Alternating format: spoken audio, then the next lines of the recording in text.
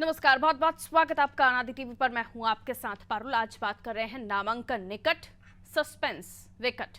जी हां, भारतीय जनता पार्टी ने उत्तर प्रदेश की दो अहम सीट कैसरगंज और रायबरेली सीट पर उम्मीदवारों की घोषणा कर दी है। बीजेपी ने कैसरगंज से मौजूदा सांसद ब्रजभूषण शरण सिंह के बेटे करण सिंह को उम्मीदवार घोषित किया है।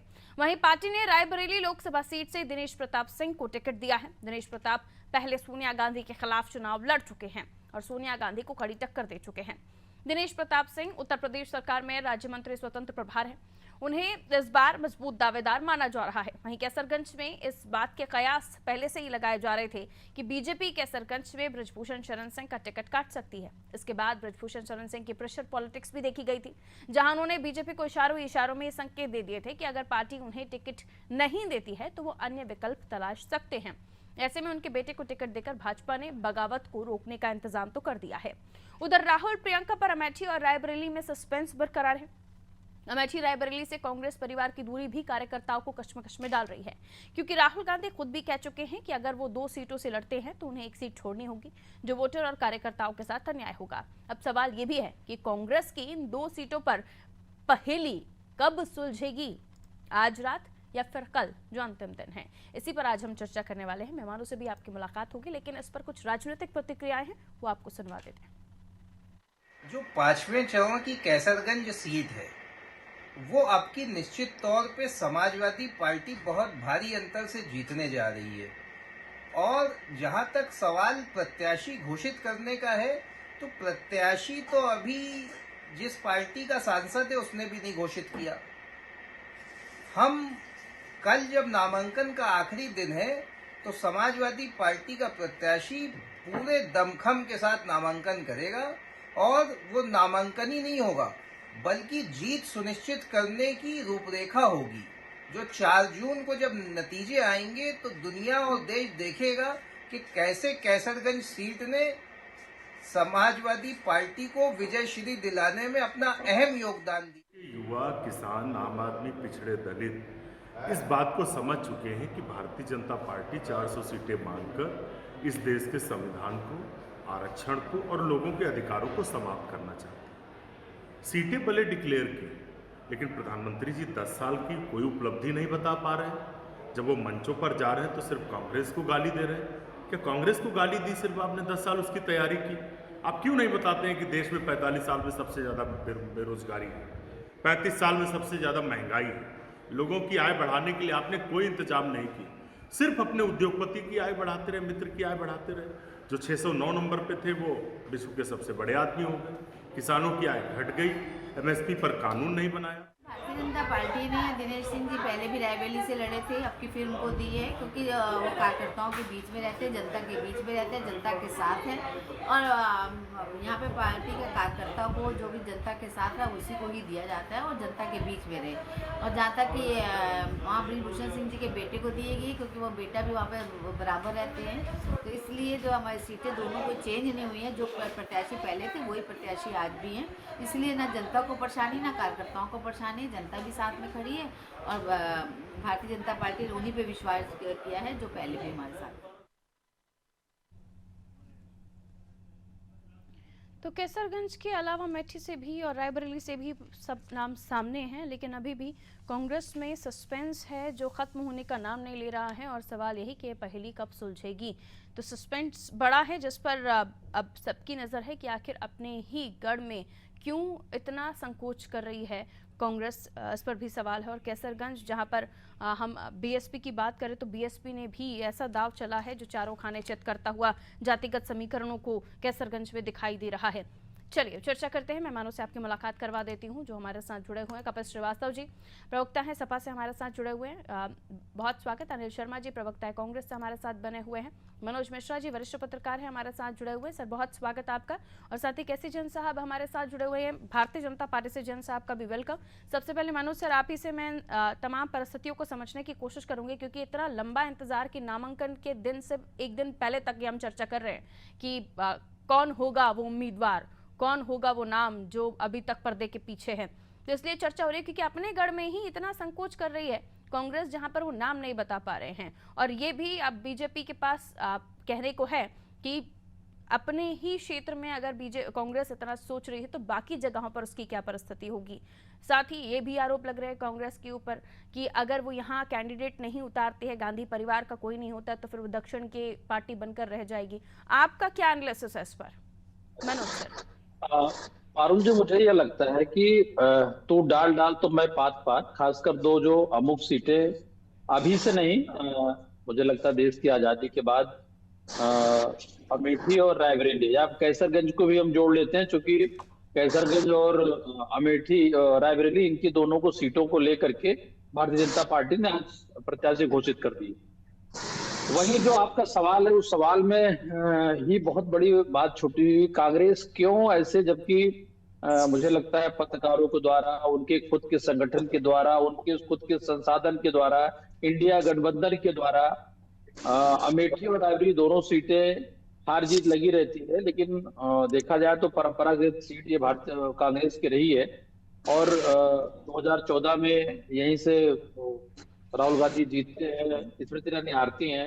19 में लगे रहने के बावजूद या लगातार हारने के बाद भी क्षेत्र में बने रहने के बावजूद उन्होंने राहुल गांधी को हराया और एक इतिहास रहा।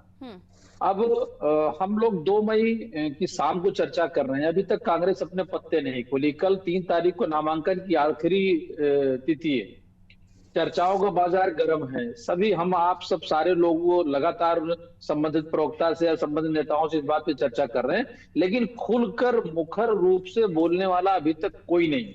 लेकिन चूंकि सूत्रों के हवाले से ये कहा जा सकता है कि अभी तक यही है कि राहुल गांधी अमेठी से लड़ेंगे और प्रियंका जो है रायबरेली से लड़ेंगी। लेकिन जो आपका मूल सवाल था कि जब आप इतनी मजबूत स्थिति में प्रत्याशी नहीं उतारते हो तो मुख्य प्रतिपक्षी या ये कहें कि जिनकी लगातार सरकार है या ये जिन्होंने आपका अमेठी जैसा किला ढाया, उनको फिर बोलने को मौका क्यों नहीं मिलेगा? फिर प्रदेश में योगी और देश में अगर मोदी नेतृत्व है, संगठन इतना मजबूत है, पार्टी इतनी मजबूत है, 400 पार के नारे के साथ वो लड़ रहे हैं, और आप शीर्ष, ऐसा भी नहीं कि कोई आपके संगठन का दूसरा, भाई सोनिया जी यूपीए गठबंधन से लेके आज तक लगातार वहां से जीतती रही, स्वास्थ्य कारणों से या उम्र की वजह से, जिन भी वजहों से उन्होंने रायबरेली को छोड़ा, अमेठी भी। तो ये इन दोनों सीटों पे और इंडिया गठबंधन के या प्रदेश में 2022 के विधानसभा चुनाव देखे तो मुख्य प्रतिपक्षी प्रदेश में अखिलेश यादव समाजवादी पार्टी जो आपके साथ में है, उसके बावजूद अगर आप किंतु परंतु करते हैं तो आपके लिए, आपके सपोर्टरों के लिए, आपके वहां के जनमानस के लिए, अब वो ये तो खुद कांग्रेस बता सकती है कि उसके पीछे उनकी क्या रणनीति है। लेकिन वहीं दूसरी तरफ पारुल जी, एक बात बहुत बड़ी बात होगी, दबदबा तो कायम है खिलाड़ी का, फिर बाकी चीजों पर लेकर के अंततः ये जैसे भारतीय जनता पार्टी हमेशा बड़ा निर्णय लेती है, कड़ा निर्णय लेती है, उसने ब्रजभूषण शरण सिंह को टिकट देने के बजाय उनके बेटे को दिया और उन्होंने ये कहा कि देखिए हम सर्वोपरि हैं, संगठन सर्वोपरि है, पार्टी सर्वोपरि है, यहाँ व्यक्ति का कोई मतलब नहीं। अब इन चीजों का जवाब आपको ढूंढना पड़ेगा, इन चीजों को आपको लाना पड़ेगा। जी जैन साहब हमारे साथ जुड़े हुए हैं, किसी जैन साहब सुन पा रहे हैं आप मुझे? जी जी, मिल रही आवाज, मिल रही आपकी। केसरगंज, जिसमें काफी लंबे इंतजार के बाद आपने प्रत्याशी दिया, जो कुछ दिनों से चर्चाएं चल रही थी, क्योंकि कहा गया था कि अपना प्रेशर पॉलिटिक्स दिखा चुके हैं ब्रजभूषण शरण सिंह, तो उनके ही घर में किसी को टिकट जाएगा और फिर बेटा उम्मीदवार। अभी तक आप लोग आरोप लगाते रहे थे परिवारवाद का, उसके बाद आप लोग आरोप लगाते रहे हैं कि हम टैलेंट पर या जिसने मेहनत की है हम उसे टिकट देंगे। यहाँ आप क्या जवाब देना चाहेंगे? देखिए पारुल जी, सीधी सी बात है कि राजनीति में तमाम सारी चीजों के साथ साथ अगर हम राजनीति में स्थापित रहेंगे तभी हम राजनीति कर पाए। और यहाँ पर जाहिर सी बात है, वहां पर जनता के बीच में जिस प्रकार से ब्रजभूषण शरण सिंह जी की जिस प्रकार से पकड़ है, और लंबे समय से वो वहां पर सांसद रहे, और साथ ही साथ देखिए उसके पहले उनकी पत्नी भी वहां पर सांसद रही। तो ऐसे में हमें इस चीज को भी देखना है कि जनता के बीच में रुझान किसका है, जनता किसको पसंद कर रही है। ये अलग बात है कि उनके बेटे को टिकट मिला है, लेकिन कहीं ना कहीं जनता के बीच में ब्रजभूषण शरण सिंह जी की जो पकड़ है उसका लाभ करण को जरूर मिलेगा। और इन्हीं सब चीजों को ध्यान में रखते हुए कि देखिए हमें अपनी सीट जीतनी भी है, ऐसा नहीं कि सिर्फ नामांकन के लिए किसी को भी उतार दिया गया। और साथ ही साथ ब्रजभूषण शरण सिंह जी का जो अन्य साथ में सीटों पे भी उनका प्रभाव है, कई सारी सीटों पे भी उनका प्रभाव है। तो इन सारी चीजों को ध्यान में रखते हैं और पार्टी के लिए समर्पित कार्यकर्ता के रूप में काम करते रहे। उनका जो और भी सदस्य है परिवार के वो भी काम करते रहे। तो देखिए उनका दूसरा आप देखिए कि चाहे विधानसभा का चुनाव रहा हो, चाहे ये लोकसभा का चुनाव रहा हो, जिस प्रकार से उनके वहां पर प्रभुत्व के वजह से और उनके समर्पण की वजह से पार्टी को जिस प्रकार से लगातार लाभ मिलता है, उन सारी चीजों को ध्यान में रखते हुए उनको टिकट दिया गया है। और ऐसा नहीं है कि केवल परिवार के हैं और परिवार में टिकट रहे। बात यह है कि उनका जो प्रभुत्व है वहां पर जनता के बीच में जो उनकी पकड़ है उसको भी ध्यान रखना है पार्टी को। पार्टी ने इन सारी जो अब चीजों को तक आरोप लगते रहे उनके ऊपर, उसका क्या करेंगे? ये भी कहा जा रहा है कि इतना लेट लतीफी इसलिए भी हुई क्योंकि आप डैमेज को थोड़ा कम करना चाहते थे कि चुनाव ठीक है एंड तक कि हम संभाल के अपना कदम आगे बढ़ाएंगे। देखिए पारुल जी, जो उनके ऊपर मामला है और तमाम सारे लोगों के ऊपर तमाम सारे मामले हैं और राजनीति में किसी भी पार्टी में ऐसा नहीं है कि इस तरीके के आरोपों कुल से मिलाकर इस लोग सीट पर आपने दूर रहें। फैक्टर जिताऊ उम्मीदवार ही देखा है बस। नहीं, दूसरी चीज ये भी है पारुल जी कि उनका मामला न्यायालय में है और तमाम सारे आरोप जो हैं, जिन लोगों ने आरोप लगाया उन्होंने स्वयं आरोप वापस ले लिए। तो ऐसी स्थिति में अगर टिकट ठीक है। उनके बेटे को दिया गया तो इसमें दिक्कत क्या है? उनको तो टिकट नहीं दिया गया, पहली बात तो। दूसरी बात ये है कि तमाम सारे ऐसे अपराधी हैं जिनके ऊपर 376 के मुकदमे हैं, लूट के, हत्या के, डकैती के मुकदमे हैं। यहाँ तक कि आप देखिए सुबह की थोड़ी सी बात, लेकिन कहूंगी कैसे जैन साहब, समाजवादी यहाँ तो पार्टी आरोप नहीं अगर लगते, आजम- बुलडोजर से घर पहले टूट जाते हैं। नहीं, आप देखिए आप ना, तो आप मेहरबान देखिए हैं मुख्तार बहुत अंसारी ज्यादा। की आज भी चरण वंदना हो रही है पारुल जी। मुख्तार अंसारी की चरण वंदना आज भी हो रही है, उनका सहारा लेकर के। और जो कृष्णानंद अब ये राय जनता के विवेक पर छोड़ देते हैं। कृष्णानंद राय के घर अखिलेश यादव कभी गए? नहीं गए। मुख्तार कौन अंसारी जनता के विवेक पर छोड़ देते हैं कि वो डिसाइड करें कि कौन कितना ज्यादा प्रतिशत पालने में झुला रहा है। ठीक है, अब रुक जाइए, मैं लौट रही हूँ। केसी जैन साहब, कपिस साहब, कपिस जी, कैसरगंज अभी भी यहाँ पर डामाडोल स्थिति है और आपके सहयोगी दल, उनका भी कुछ क्लियरेंस नहीं है। अब क्या बिल्कुल आखिरी घंटा जब बचेगा तब ये सस्पेंस खत्म करेंगे क्या? जो लड़ने वाले लोग हैं वो घोषित हो चुके हैं और जो जीतने वाले हैं वो कल उनके नाम भी आएंगे और वो दाखिल करते हुए पर्चा भी। क्योंकि कुछ चीजें स्ट्रेटेजिकल होती हैं, पार्टी स्वयं में तय करती है, किसी का चेहरा देख के नहीं तय करती। और जहां तक रह गई बात रायबरेली और अमेठी की, रायबरेली और अमेठी के अंदर जैसे कोई परिवार में जाता है ना, साल भर बाद भी जाएगा, 2 साल बाद भी जाएगा, अबॉर्ड गया होगा, वहां से फिर आएगा, तो परिवार वालों में कोई स्नेह कम नहीं होता है। इसलिए जो जीती हुई सीट है, कम हो गया था सर। पिछले बार बीएसपी के चंद्रदेव यादव जी अच्छा खासा वोट लेकर चले गए थे, कम हो गया था।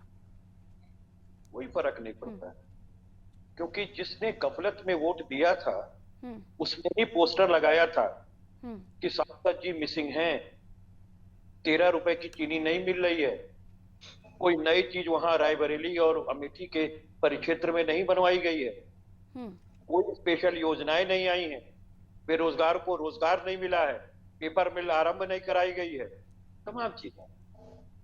तो वो चीजें स्पष्ट है। स्मृति ईरानी को बहुत बहुत बधाई कि वो कम से कम लड़ने के लिए तैयार हो। और दिनेश सिंह जी को, वो तो कल आपको दिख जाएगा, पत्ते की तरह इनका ये चीज साफ हो जाएगा, वो तो कल हो जाएगा और कैसरगंज में हो जाएगा। बहुत मजबूत दावेदार कल आपको मिलेगा। और क्योंकि बस आज रात भर की बात है, इसलिए कोई जरूरी नहीं है कि उसे आज ही घोषित कर। बावजूद इसके एक बात तो आपको कहना पड़ेगा कि भाई देखिए 10 लैकन में एक संतोष कहा मरलस तनिको न, क्योंकि जब बंडी जी का लड़का ही उसमें शामिल हो जाएगा तो बिल्ली के भी मारने पे कोई गौदान करने की आवश्यकता नहीं। और ब्रिजभूषण सिंह और उनके पुत्र उसी पर है। भाई हमारा तो पुत्र है ना वो, फिर क्या दिक्कत है? वो भाजपा में सब गंगा जी, वॉशिंग मशीन, साफ सुथरा चाल चरित्र चेहरा है। क्या थे? गायत्री जैसे प्रजापति क्या थे? प्रजापति तो आप को टिकट क्यों दिया था? बलात्कारी की पत्नी को टिकट क्यों दिया था? वो कहीं बाहर से आए थे। गायत्री प्रजापति की पत्नी को टिकट दिया था, नहीं दिया था? बता रहे हैं गायत्री गायत्री प्रजापति की पत्नी को टिकट दिया था कि नहीं दिया था? पत्नी तो आप में है, और एमजे अकबर जो नहीं, आप जो दूसरों पे आरोप लगा रहे हैं, किया जैन आप साहब तो आज भी जेल के अंदर से आजम खान साहब टिकट तय कर रहे हैं। आप तो टिकट नहीं तय कर पा रहे हैं। जो बलात्कार ठीक है, वापस आइए। तो मैं की बहस से बचिए। लोग लगा रहे थे, मैं आ रही हूँ। अरे ये प्रेसिडेंट सर, समस्या वापस है। वापस आ जाओ। रुकिए थोड़ा सा रुकिए। 4-5 सीटें चेंज कर दी आजम खान साहब ने। ठीक है, जरा अब मैं आगे बढ़ रही हूँ। अनिल शर्मा जी को इन कर लेते हैं। रुक जाइए कपिल जी, लेकिन ये तो अभी समझना पड़ेगा क्या वो बेचारा प्रत्याशी होगा कौन जिसे आपने प्रचार प्रसार का भी समय नहीं दिया? तो बेचारा प्रत्याशी होगा कौन जो जनता में जाकर ये तक नहीं बता पाया कि हाँ मैं विपक्षी पार्टी से उम्मीदवार हूँ, वो जा ही नहीं पाएगा। देखिए 100 की सीधी बात, ठीक है। कन्याओं के नजर में ब्राह्मण है ब्रजभूषण सिंह और उनका परिवार, क्योंकि गोल्ड मेडलिस्ट जितनी बहनें हैं ना, सबकी एड़ी और नाक दोनों रगड़वाई है ठीक है, और यौन उत्पीड़न किया है, उसके बाद भी ये मुस्कुरा रहे हैं बैठे। रुकिए, इतने सारे फैक्टर होने के बाद भी आप कैंडिडेट नहीं उतार पा रहे हैं, ये भी तो सवाल है ना सर कि वो कौन सा छुपा रुस्तम पहलवान चेहरा है जो आप नहीं उतार पा रहे हैं मैदान में उनके सामने। ठीक है, रुक जाइए। अनिल जी का ऑडियो दीजिए, बाकी सबका ऑडियो डाउन कीजिए। तू मैं की बहस से बचिए, कम समय होता है, सबकी बारी बारी से अपनी बात आ जाए।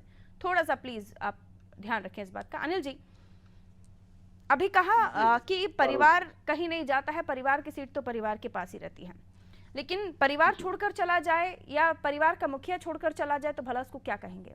अभी तक ये कहा जा रहा है कि राहुल जी, प्रियंका जी अमेठी रायबरेली में बहुत ज्यादा इंटरेस्ट नहीं दिखा रहे, सोनिया जी पहले ही जा चुकी हैं और अभी तक भी कोई नाम फाइनल नहीं हो रहा है।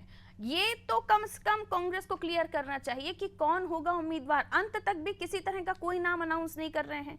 अगर चलिए गांधी परिवार से होता है तो आप कहेंगे हमारी तो पृष्ठभूमि तैयार है, लेकिन अगर गांधी परिवार से नहीं होता तो उस कैंडिडेट को क्या आप हार परोस कर देने वाले हैं? उसको प्रचार करने का, जनता के बीच जाने का टाइम ही नहीं दिया आप लोगों ने। जी पारुल जी, सवाल हो गया आपका। जी देखिए, रायबरेली हो या अमेठी हो या कोई अन्य क्षेत्र हो, चुनाव की तैयारी हम लोग बहुत पहले से कर रहे हैं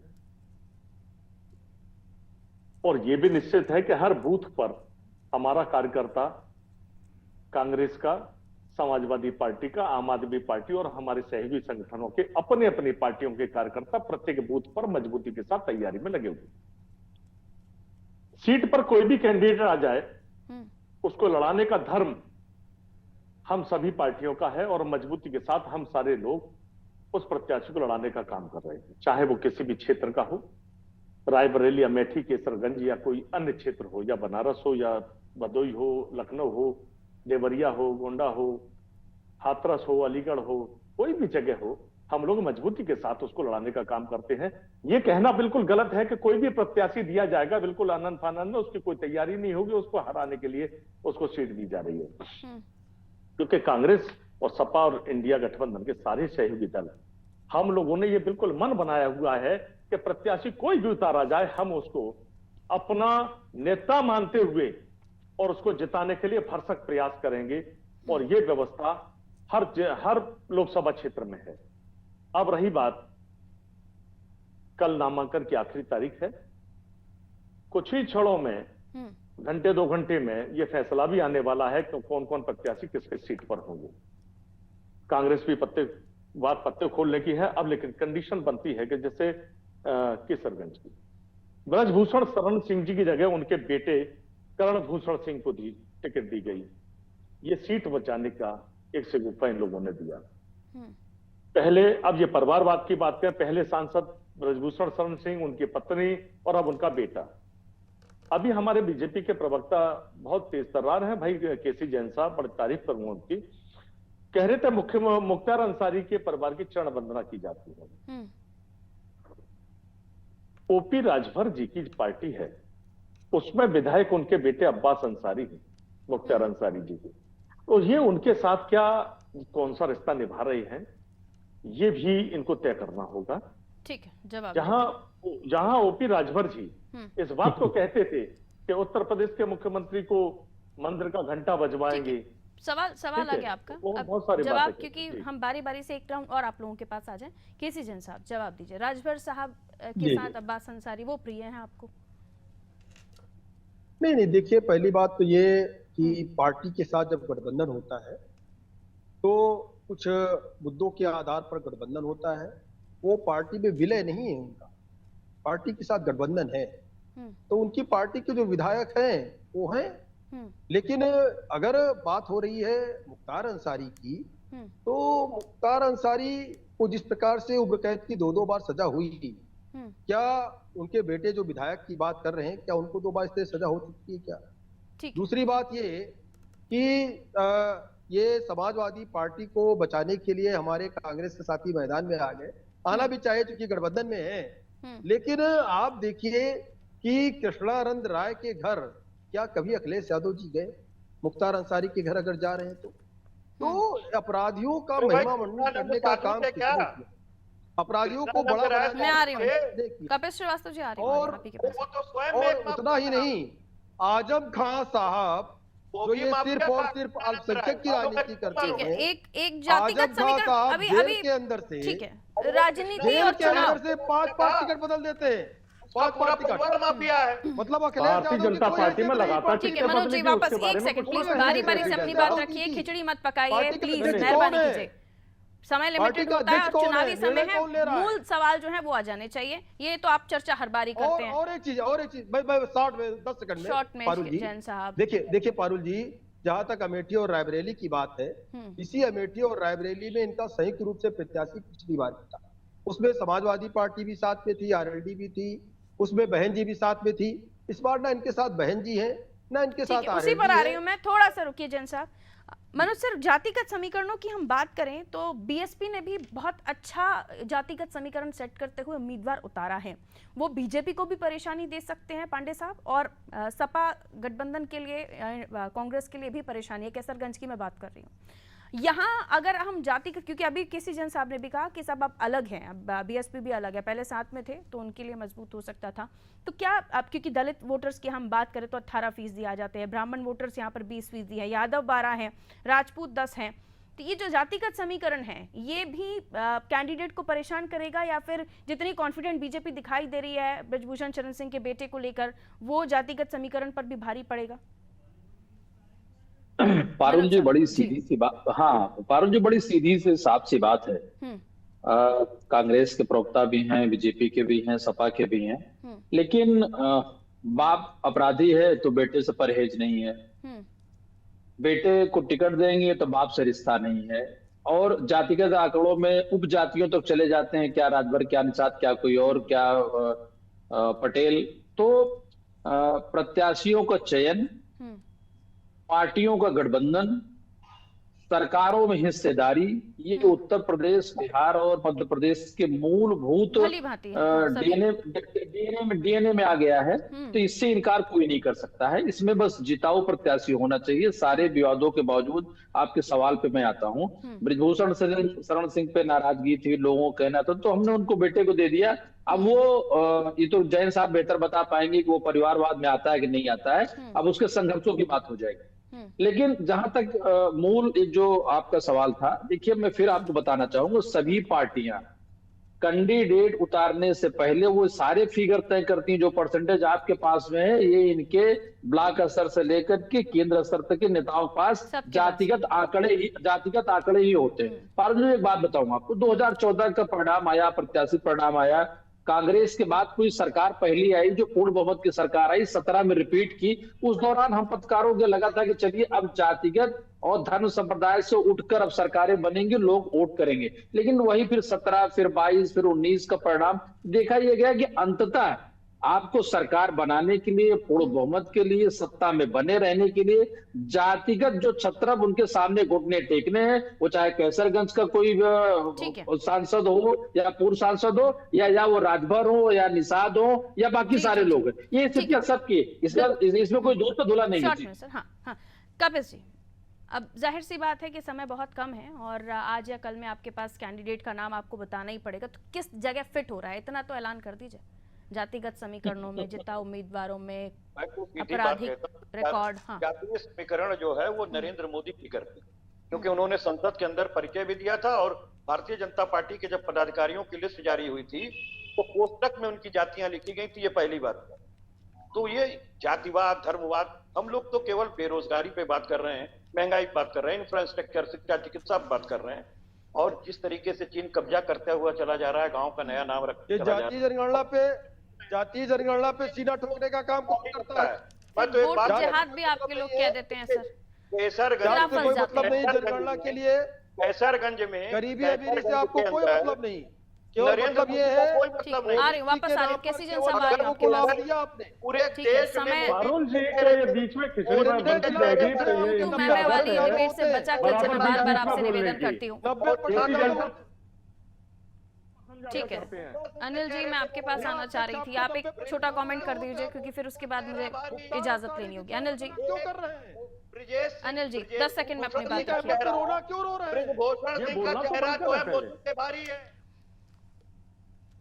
बहुत बहुत शुक्रिया आप सभी का। समय इजाजत नहीं देता क्योंकि हम उत्तर प्रदेश की बात कर रहे थे और उत्तर प्रदेश की जब बहस होती है तो सारे मुद्दे होते हैं, एक यूनिक तरह की पॉलिटिक्स होती है उत्तर प्रदेश की। मनोज जी ने भी समझाया कि उत्तर प्रदेश की डीएनए में ही है कि यहाँ पर जातिगत समीकरण भी चलते हैं। यहाँ पर आप देखिए कि जिताऊ उम्मीदवार कहाँ किस जगह पर ज्यादा वोट हैं जिस वर्ग के, वहाँ उस हिसाब से कैंडिडेट उतारा जाता है। तो ये तो हो गई आम बात, लेकिन एक दिन पहले हम ये चर्चा कर रहे हैं जब नामांकन दाखिल करने की अंतिम तिथि है और अभी भी विपक्षी पार्टियों के कैंडिडेट पूरी तरह से सामने नहीं आए हैं। ये क्यों आखिर इस पर सस्पेंस बना हुआ है? क्यों आखिर पहेलियां बुझाई जा रही हैं? कौन होगा केसरगंज, अमेठी, रायबरेली में उम्मीदवार? ये सवाल अभी भी बरकरार है। वो भी पूरे 24 घंटे भी नहीं है, नामांकन दाखिल करने का समय खत्म हो जाएगा। उसके बाद देखना दिलचस्प होगा कि किन मुद्दों को ध्यान में रखते हुए क्या वाकई गांधी परिवार ही अमेठी रायबरेली में अपनी जंग लड़ेगा या फिर गांधी परिवार अमेठी रायबरेली को पूरी तरीके से अलविदा कह देगा। क्योंकि एक तरफ पारिवारिक सीट और दूसरी तरफ परिवार के मुखियाओं की या फिर गांधी परिवार की अमेठी रायबरेली से दूरी, ये बताता है कि क्या सिर्फ दक्षिण तक सिमटना चाहती है कांग्रेस या फिर अगर संदेश देना है तो उन्हें मैदान में उतरना होगा। ये विश्लेषण भी हो रहे हैं। देखिए, अपना ख्याल दीजिए, मुझे इजाजत, नमस्कार।